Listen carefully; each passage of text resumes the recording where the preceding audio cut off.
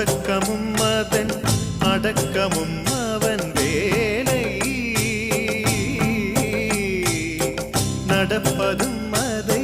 தடுப்பதும் அவன் லீலை உடுக்களில் சரம் தொடுத்தவன் தலை முடிக்கணியவும் கூடும் பெருக்கலும் அதை பகுத்தலும் அதை